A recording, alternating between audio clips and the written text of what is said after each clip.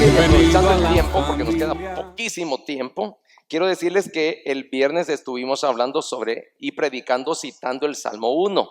Y decíamos que el Salmo 1, han dicho algunos expertos que conocen el aspecto del hombre versus la Biblia, que si una persona viviera de acuerdo al Salmo 1, tendría una vida plena, una vida bendecida, una vida llena. Si viviera de acuerdo, si viviera aceptando y practicando lo que el Salmo 1 nos exige. Entonces, es interesante que estuvimos hablando sobre el hecho de que dice meditar de día y de noche, meditar de día y de noche. Y si Dios nos da a nosotros 40, 50, 60, 80, 90 años de vida, imagínese usted todo lo que tenemos que meditar. Y hablábamos de la palabra rumiar. Y me fui entonces al diccionario a averiguar si estaba yo bien o estaba mal. Y estaba yo mal con el asunto de rumiar. Rumiar, sí, esa es la idea de masticar por segunda vez, volviéndolo todo a la boca. O sea que las reses que tienen varios estómagos vuelven eso a la boca y están rumiando el alimento que ya estuvo en el depósito que a este efecto tienen algunos animales. También rumiar es considerar despacio y pensar con reflexión y madurez algo. Rumiar quiere decir también rezongar y refunfuñar, ¿verdad? Por ejemplo, cuando alguien está siempre patinando en lo mismo, así como lo que nos pasa a nosotros, a los pobres esposos, con esas esposas que siempre nos están molestando, están rumiando siempre lo mismo, ¿verdad? Se acuerdan de lo que apenas les hicimos hace 20 años. Ok, así es que rumiar quiere decir todo esto. Entonces, y en etapa biológica es la etapa adulta de la vaca, cuando con 4 compartimientos gástricos, estómagos, entonces, en función, el rumen, el retículo, el otro estómago se llama el omasco y el otro se llama el abumasco. Estos estómagos tienen diferentes funciones en el proceso de la digestión de sus alimentos, constituido básicamente por forrajes y granos. Entonces, ¿qué quiere decir todo esto? ¿Por qué le traigo todo esto? Porque muchas personas pueden decir, ay, otra vez va a predicar lo mismo, ¿verdad? Muchas veces nosotros necesitamos estar rumiando también la palabra de Dios. Porque a pesar de que se nos está diciendo lo mismo, como yo le decía anteriormente, he tenido a mis hijos desde su niñez. El primer lugar que visitaron mis hijos después del hospital, porque ahí nacieron, en la clínica, digamos, después de haber nacido en la clínica, en el consultorio del médico, después de haber nacido allí en el hospital, el otro lugar que conocieron inmediatamente fue la casa. Pero el otro lugar que conocieron después de la casa fue la iglesia. Así fue. Yo no recuerdo exactamente cuántos días tenías de haber tenido a Gerardo cuando lo presentamos. Habrán pasado después de que nació 2 semanas. A las 2 semanas la hermana Anita y yo estábamos presentando a Gerardo Jr. en la iglesia bautista El Redentor de San Salvador. Luego, después de que nacieron las gemelas, a la semana, ellas antes, porque sabíamos que iban a ser un poquito más problemáticas. Entonces nos adelantamos una semana, ¿verdad? La fuimos a presentar. Entonces, fíjese qué interesante. Y todo esto es un trabajo que lo comenzamos desde allí. Dios sabe, y mi esposa se acuerda, que parte de lo que yo hacía cuando ya estaba embarazada es que todos los días, hermanos, todos los días les leía la Biblia a la pancita de mi esposa, les leía la Biblia y les cantaba con mi voz ronca, así de como pito de camión, les cantaba alabanzas en el estómago de mi esposa. Todos los días, hermanos. Y era una cosa que estábamos constante. Desde que nosotros supimos que estábamos embarazados, empezamos a hacer el trabajo del Señor. Nacieron y esa ha sido la canción de todos los días para ellas también. Yo sé que aman la palabra, pero eso no quiere decir que no han cometido errores, como al igual yo. Al igual yo, tengo 35 años de convertido, voy a cumplir 35 años de convertido a Jesucristo y yo cometo errores también. pero tenemos que estar rumiando la palabra para irnos perfeccionando, para ir mejorando en nuestro diario vivir. Y por eso es que al sermón de hoy le hemos llamado bajo la sombra del Omnipotente. Bajo la sombra del Omnipotente. Vaya al Salmo 91. Vaya al Salmo 91. Si usted un día se queda sin palabras para orarle a Dios, vaya a los salmos, léaselos en actitud de oración y usted va a ver los resultados que le va a dar en su vida. El tener en cuenta cuando habla con Dios la misma palabra de Él, la palabra de Dios. Salmo 91, del 1 al 7. Cuando lo tenga, deme un amén. ¿Ok? El que habita al abrigo del Altísimo morará bajo la sombra del Omnipotente. Diré yo a Jehová, esperanza mía y castillo mío, mi Dios, en quien confiaré. Él te librará del lazo del cazador, de la peste destructora. Con sus plumas te cubrirá y debajo de sus alas estarás seguro. Escudo y adarga es su verdad. No temerás el terror nocturno, ni saeta que vuele de día, ni pestilencia que ande en oscuridad, ni mortandad que en medio del día destruya. Lea en voz alta conmigo.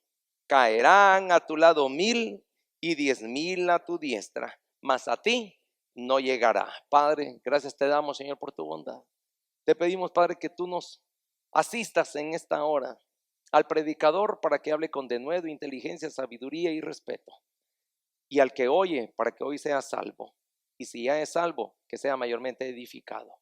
Pero que todo sea para tu gloria. En Cristo Jesús. Amén y amén. Bueno, hace algunos días una de mis hijas presenció un accidente. Y en el momento, te estoy hablando de hace como unas 3 semanas, ¿verdad? 3 o 4 semanas. Y en el momento que me compartía los detalles de todo lo sucedido, me comentaba de cómo se desarrolló todo el accidente alrededor de ella. Los ruidos que escuchó golpes, escuchó chirridos, escuchó muchas cosas que la asustaron. Vio imágenes que pasaron a su alrededor. Vio imágenes frente a ella y detrás de ella en ese accidente. Y algo que ella me decía y a mí me impactó es cómo sentía que alrededor de ella había una catástrofe, pero al mismo tiempo sentía como estar en una burbuja, la cual la protegía de cualquier percance. Inmediatamente se vino a mi mente el versículo 7 de este salmo, del Salmo 91. Caerán a tu lado 1000 y 10,000 a tu diestra, mas a ti no llegará. Uno de los vehículos se fue a sembrar en una columna que está ahí en el centro comercial este de las Colonies, aquí en Upland. Y resulta que otro vehículo salió bien golpeado. Los 2 vehículos ya no pudieron caminar, tuvieron que llegar grúas y levantarlos. Y ella, bien tranquila, llegó, se parqueó, se bajó, fue a ver si podía ayudar, auxiliar en algo.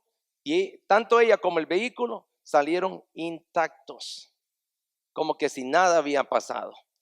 ¿Qué es lo que yo entendí entonces? Que ese día mi hija estuvo bajo la sombra del Omnipotente. Y todo hijo de Dios tiene esa garantía. ¿Sabía usted? Diga conmigo, tengo la garantía de la protección de Dios. Recuerde que al sermón de hoy le hemos titulado Bajo la sombra del Omnipotente. Que moramos entonces bajo la sombra de ese Dios cuidador, de ese Dios que es omnipotente, omnipresente, omnisciente. Y los hijos de Dios moramos bajo esa sombra, hermanos. Moramos bajo la sombra, fíjese, yo quiero enseñarle 2 cosas importantes. Moramos bajo la sombra del Omnipotente porque habitamos bajo su abrigo. Y moramos bajo la sombra del Omnipotente porque reconocemos que es nuestra esperanza. ¿Cómo, pastor? Leamos el versículo 1 otra vez. Dice, el que habita al abrigo del Altísimo morará bajo la sombra del Omnipotente. Entonces, ¿qué entiendo yo? Que para morar bajo la sombra del Omnipotente tengo que habitar bajo el abrigo del Altísimo. Que para habitar bajo el abrigo del Altísimo tengo que morar bajo la sombra del Omnipotente. ¿Qué quiere decir eso? Bueno, hace tiempos yo escuché una especie de un poemita que se le enseña a los niños, hablando de los niños, cuando estaban mis hijos niños. Y hay un poemita que dice, tengo una sombrita que no se aparta de mí. de los pies a la cabeza, se parece mucho a mí. Cuando me voy a la cama, ella me sigue hasta allí. Yo no sé por qué la tengo y nunca lo comprendí. Bueno, muchas veces así es la vida de nosotros los cristianos. No entendemos, no comprendemos cómo trabaja, cómo es de misterioso Dios para protegernos. Pero una cosa sí sabemos, que en los momentos más difíciles de nuestras vidas, donde hemos necesitado protección, Dios ha estado con nosotros. Y se ha cumplido lo que su nombre glorioso dice, Emmanuel, Dios con nosotros. Dice amén, hermano. Entonces, algo interesante es que usted tiene que saber lo que este versículo 1 nos está diciendo, el que habita. Habitar quiere decir estar siempre con Él. Habitar quiere decir permanecer. Habitar quiere decir estar allí. Habitar quiere decir estar en las buenas y en las malas. Habitar quiere decir nunca irse. Habitar quiere decir nunca ausentarse. Habitar quiere decir nunca huir. Habitar quiere decir permanecer y estar siempre con Dios. Dice amén, iglesia. ¿Por qué razón? Porque tenemos que habitar con Él. Uno de los grandes deseos de Dios ha sido siempre demostrar el deseo, valga la redundancia, el deseo que Él tiene de habitar con nosotros su pueblo. Él se lo dijo a Moisés, saca a Israel, saca a mi pueblo, le dijo. Saca a los hebreos de Egipto, porque los quiero en el desierto, porque quiero habitar con ellos y que ellos me sirvan a mí. Y esa es exactamente la función, oh Dios, hombre, hombre, Dios. La función de Dios con usted y usted con Dios. Habitar. No importa que usted esté en el taller, no importa que usted esté en la oficina, no importa si está en la casa, no importa si está con amigos, no importa si está con familia, no importa si está solo, no importa dónde esté, no importa con quién esté. Lo importante es que usted entienda que tiene que estar habitando con Dios siempre. Usted puede estar haciendo un servicio a Dios. Las que son amas de casa, en lo que cocinan, en lo que lavan, limpian la casa, menos cuando ven la novela, ¿verdad? Pero de lo contrario, usted puede habitar con Dios en lo que hace todas esas funciones, está rogando porque su esposo le vaya bien, porque sus hijos vuelvan a casa, porque Dios los libere de cualquier accidente, porque Dios escucha nuestro corazón cuando lo buscamos a Él con sinceridad. Dice amén, hermano. Entonces, Dios habita. Si moramos con Él, si habitamos con Él, entonces también Él habita con nosotros. Lo que yo siempre he dicho, nosotros muchas veces le pedimos a Dios, Señor, sé conmigo, pero Él nos dice a nosotros, pero tú no eres conmigo. Señor, ven a mi casa, pero tú nunca vienes a mi casa. Tú quieres que yo esté en tu casa, tú quieres que yo te esté dando salud, tú quieres que yo te esté dando bendiciones, tú quieres que esté contigo en tu trabajo, pero mira lo que haces en tu trabajo. Deshonrarme, avergonzarme, esas porquerías que hablas con tus compañeros, esas vulgaridades de las cuales comentás, sos como cualquier patán entre tus compañeros. Lejos de ser un instrumento que yo pueda usar para dar testimonio de mi salvación, tú te pones a la altura de ellos. Y cuando habla de la altura no está hablando de algo alto, sino que algo bajo. Entonces, si usted quiere que Dios habite con usted, usted tiene que habitar siempre con Dios. ¿Cómo? Habitando a través de su palabra. Y no solamente conociéndola, no solamente leyéndola, como decimos siempre en todas las iglesias, practicándola. Así es que moramos bajo la sombra del Omnipotente también porque reconocemos que Él es nuestra esperanza. Mire lo que dice el versículo 2, hermano. Mire el versículo 2. Diré yo a Jehová. Un buen amigo mío me decía hace poco que se quedó sin trabajo. Y tenía un buen trabajo, un trabajo muy bonito, un trabajo admirable. Yo lo sigo admirando a él por su confianza. Y yo le dedico a este amigo mío este versículo. Diré yo a Jehová, esperanza mía y castillo mío, mi Dios, en quien confiaré. Dios siempre nos quita algo que es bueno para darnos algo mejor. No esté pensando en la esposa. Y porque ¿será? No, no es ahí donde le estoy llevando. Pero algo donde yo quiero llamar la atención es en una palabrita que se repite 2 veces. Yo quiero que usted vaya al versículo 2 y vea bien esta palabrita. Diré yo a Jehová esperanza y castillo. Muchas veces nuestro Dios, diga usted conmigo mi Dios. Muchas veces mi Dios no es Dios para aquel. Problema de él. A mí qué me importa. Pero una cosa sí sé, que si el Dios Todopoderoso es mi Dios, yo soy su criatura. Si Él es mi rey, yo soy su siervo. Si Él es mi padre, yo soy su hijo. Los demás es su cuento, su problema. Si para ellos su Dios son ellos mismos, que no hay Dios, que aquí está el cielo y la tierra y todas esas estupideces, bueno, de acuerdo a eso los van a juzgar. Pero yo quiero que usted vea una cosa, el salmista no se preocupa por lo que piensan los demás. El salmista se concentra en lo que él siente en su corazón y dice dos cosas importantes: mío y mía. ¿Por qué razón? Porque cuando usted llega a la conciencia de quién es Dios, usted no quiere dejar escapar la oportunidad de recibir también sus bendiciones. Porque si es omnipotente, eso quiere decir que es todopoderoso. Dice amén, iglesia. Y que Él todo lo puede. Y en los momentos que menos estamos pensando en Dios, yo no sé si mi hija en ese momento pensó en Dios, pero una cosa sí sé: si en los momentos de ocio, si en los momentos de alegría, si en los momentos de felicidad, si en los momentos de éxito, yo me recuerdo de Dios, Dios se va a acordar de mí en los momentos de enfermedad, en los momentos de tristeza, en los momentos de necesidad, en los momentos de aflicción, en los momentos de dolor.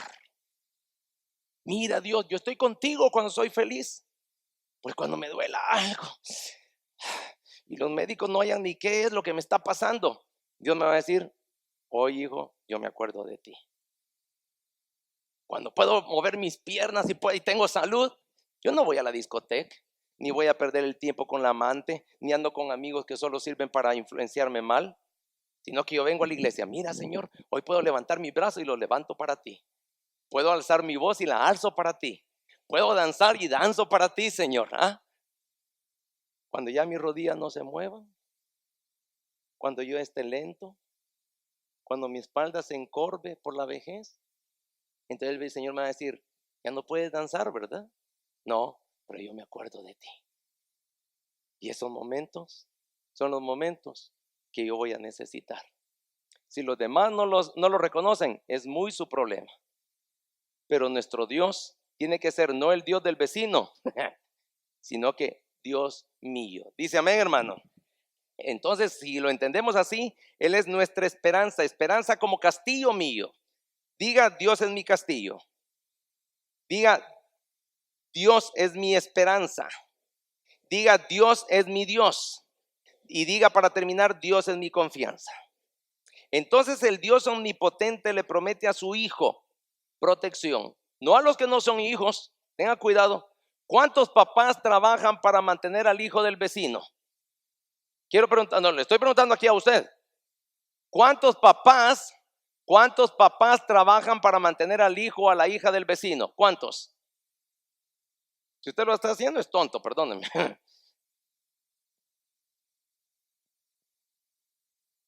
Claro, somos lujuriosos, somos morbosos y se nos vienen cosas con la vecina.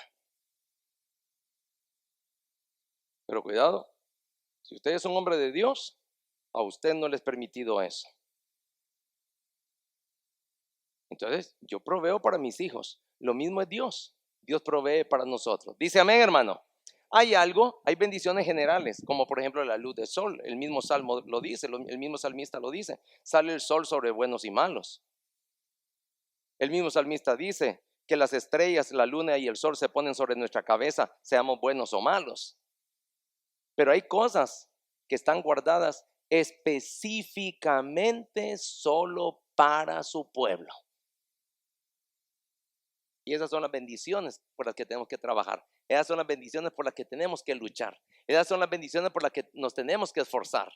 Esas bendiciones especiales. Mi hermano, hay una bodega en el cielo que está llena de bendiciones generales para todo el mundo.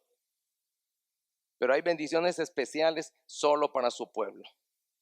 Si no, Dios no hubiera sido tan selectivo cuando mandó las 10 plagas a Egipto. en lo que a los egipcios los estaba sacudiendo con plaga tras plaga, a su pueblo lo tenía protegido allá en Gosén. Me encanta a mí siempre esa ilustración.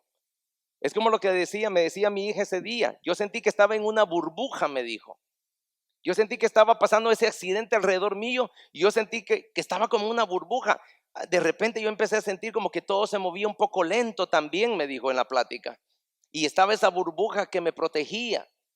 Bueno, le dije yo, tened cuidado, tenés que entender que esa es la mano de Dios. No, yo sé, me dijo, bueno, le dije. Y recordad que la palabra dice, a mi lado caerán 1000 y a mi lado 10,000. Es más, mi esposa no estaba con nosotros cuando estábamos platicando ese día con mi hija. Y llegó mi esposa y le dije, ¿qué pasaría si escuchás que la Keren te cuenta y le dije yo, ¿en qué versículo pensarías? Le dije yo, caerán a mi lado 1000 y a mi diestra 10,000. Mas a mí no llegará, me dijo mi esposa. ¿Viste? Le dije yo. Y eso sin haberlo platicado, le dije. ¿Por qué razón, hermanos? Porque la palabra de Dios nos fortalece, porque la palabra de Dios nos bendice y porque la palabra de Dios nos protege. Dice amén, iglesia. Entonces es algo interesante ver cómo el Dios omnipotente le promete a sus hijos protección. No es que seamos egoístas. Es más, yo no quiero ser egoísta. Yo le digo al que no es hijo, ven, sé hijo de mi Padre. Yo no soy egoísta en no querer compartir los beneficios, las bendiciones de mi Padre. Por eso es que somos predicadores, por eso es que somos pastores, porque queremos que nuestro Padre sea Padre de todo el mundo. Dice amén, hermano. Porque de tal manera amó Dios ¿a quién? Al mundo. Entonces yo no quiero ser egoísta, pero muchas personas son egoístas con su propia vida, no sabiendo que están haciendo el daño más grande para ellos mismos. Mire lo que dice el versículo 3. Él te librará del lazo del cazador. De la peste, ¿qué? Destructora. Protección contra las trampas de un cazador. ¿Quién es un cazador? Pensemos un poquito. Un cazador es uno que se esconde. El cazador nunca se deja ver. Siempre está escondido. Es más, se puede camuflajear de acuerdo al ambiente donde está. ¿Sí o no? ¿Ah? ¿En quién piensa usted? En el diablo. El diablo muchas veces puede estar al lado de nosotros. Sí, la Biblia es buena. No, si ir a la iglesia de vez en cuando es bueno. No. Pero no te vuelvas fanático. Mira, lo malo está en ser fanático. Porque allá vas a que te saquen el dinero, a que te laven el coco, a que te manipulen. Pero no, de vez en cuando ir a la iglesia, un bautismo, una boda, un velorio, o la que cuando se muera él, vean. Pero no, el diablo, ¿verdad? Aconsejando. Y el pueblo de Dios escuchando al diablo. Porque el problema más grande es que nosotros, estando en la iglesia y en la casa del Señor, muchas veces no nos domina nuestra forma de pensar las cosas que escuchamos el domingo a través del sermón, sino que nos entra más lo que escuchamos allá afuera de la gente del mundo. ¿Quién es ese? Un instrumento del diablo. ¿Ah?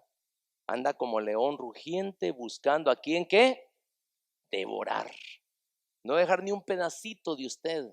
No dejar ni un pedacito de su matrimonio, no dejar ni un pedacito de su casa, no dejar ni un pedacito de su familia. Lo quiere desmenuzar, lo quiere devorar, lo quiere destruir, lo quiere acabar. ¿Ah? Pero la gente oyendo las cosas de allá afuera. Y por eso es que en esa gente o en los que escuchan a la gente de afuera no se aplica el Salmo 1 del que hablábamos el viernes. Bienaventurado, doblemente bendecido, triplemente bendecido, bienaventurado el varón que no anduvo en consejo de malos, ni estuvo en camino de pecadores, ni en silla de escarnecedores se ha sentado, sino que en la ley de Jehová está su delicia y en su ley medita, piensa, ora de día y de noche. Será como un árbol plantado junto a corrientes de agua que da su fruta a su tiempo y su hoja no cae y todo lo que hace Y todo lo que hace, ¿cuántos quieren la prosperidad de Dios? Ay, el evangelio de la prosperidad. Bueno, que ese pobre, pues. Ay, yo no tengo problema con que usted sea pobre. Mi problema es ser yo pobre. ¿Me entiende? Pero aquí le estamos dando las claves de una vida plena. La protección. Entonces viene el Señor y nos dice que Él nos va a dar la protección contra la trampa de un cazador. El Señor nos va a decir, hey, no vayas. De repente usted dice, ¿sabes qué? Yo no sé por qué, pero no tengo ganas de ir a esa boda, fíjate. ¿Sabes qué? No tengo ganas de ir a esa fiesta con mis parientes. No sé, algo me dice que algo nos va a pasar hoy. Mejor ni salgamos de la casa. Fíjate que, ¿qué está pasando? El Señor nos está librando del lazo del cazador. ¿Para qué un cazador atrapa a una presa? Para consumirla, para acabársela. Entonces Dios nos da protección contra las trampas de un cazador.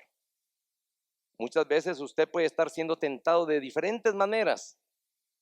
El novio, la novia, un trabajo, un negocio, un amigo, un vecino. Cuidado, ore primero. No tome decisiones a la carrera, a menos que sea para servirle al Señor. Protección contra enfermedades mortales, principalmente contra la enfermedad que mata el alma. Mire lo que dice, Él te librará del lazo del cazador, de la peste destructora. ¿Qué decíamos en el versículo 7? Caerán 1000 y 10,000. Diga conmigo, mas a mí no llegará. Caerán 1000 y 10,000, mas a mí no llegará. ¿Qué quiere decir eso? ¿Que nos va a librar de enfermedades siempre? No. Mañana me pueden estar diagnosticando a mí un cáncer terminal, mañana. ¿Por eso Dios es malo? No, al contrario, yo lo veo que es bueno porque ya me mandó el pasaporte para rápido irme con el Señor. Pero Él lo que me está garantizando es de la muerte eterna, el que mata el alma. Así que protección contra enfermedades mortales. ¿Y qué más mortal que aquel que puede matar el alma? ¿Ah? Así es que protección que solo un padre puede dar. Me encanta esta parte, hermano. Yo quiero que vaya al 4:6, del 4 al 6, versículos del 4 al 6. Ya vamos a terminar, hermano. No se me aburra.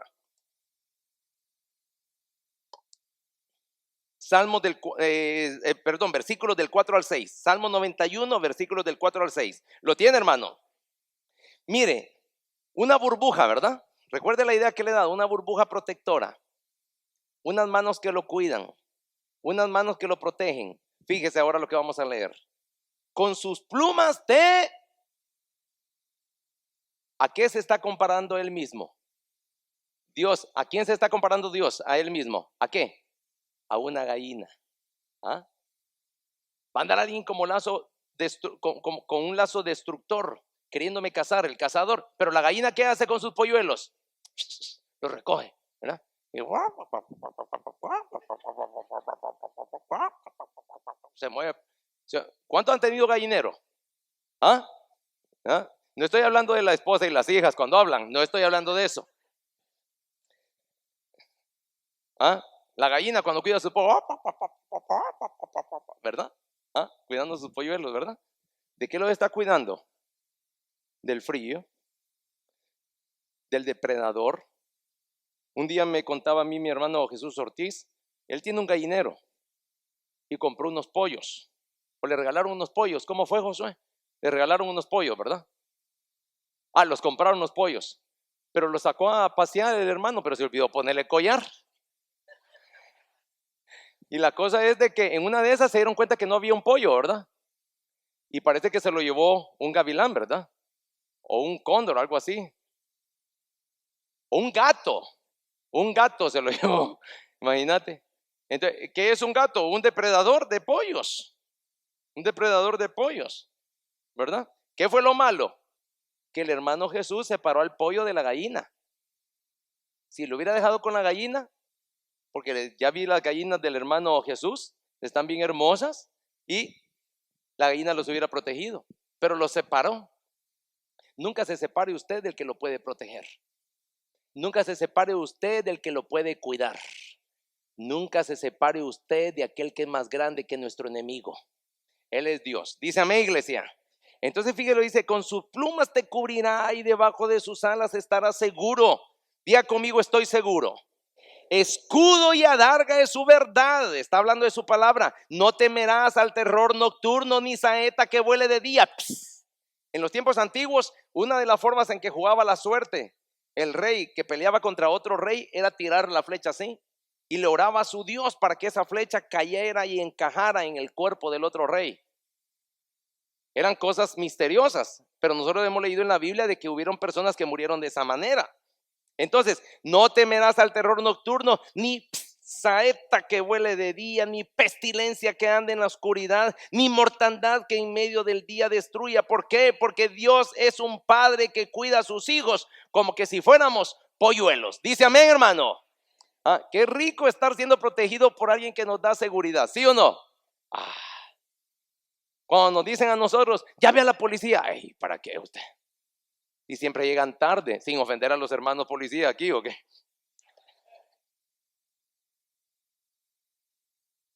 Siempre llegan tarde. Imagine usted en México llamando a la policía. No, ni lo llamé porque esto le ayudan a los otros.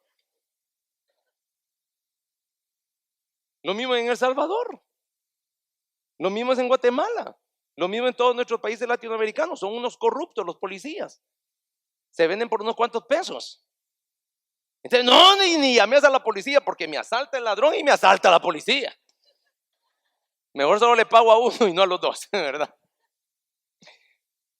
Pero nuestro Señor es un padre que cuida a sus hijos como que si somos polluelos. Dios es un padre que cuida a sus hijos como guerrero armado. Dios es un padre que cuida a sus hijos como vigilante nocturno. Don Mario se llamaba el vigilante, el sereno, así le decíamos nosotros, en mi colonia, al señor que cuidaba. Y todos estábamos pendientes porque todos los meses había que darle algo al sereno, ¿verdad? Y todos los papás, yo me acuerdo que mi papá le decía a mi mamá, ¿oíste anoche al sereno? No solamente lo oí, se metió, no, ¿de qué pasó? Entonces, ¿oíste anoche al sereno? Y entonces venía mi mamá y le decía, sí, y pitó 2 veces. Yo lo escuché como a las 5 de la mañana. No, yo lo escuché como a las 11 o 12 de la noche. Entonces ya la gente dormía tranquila. Dejaba su carro en la acera, dejaba cualquier moto allá afuera. Sabíamos que don Mario andaba y don Mario tenía un su pito bien peculiar que hacía como 3 tonos el pito. Se oía de vez en cuando. Ahí anda don Mario, ¿verdad? Tal vez, fíjese que ahora estoy pensando que un ladrón listo se hubiera conseguido un pito de esos. Nos dormimos, se mete, nos asalta y se va. Pero no pensé en eso yo, ¿verdad? Bueno.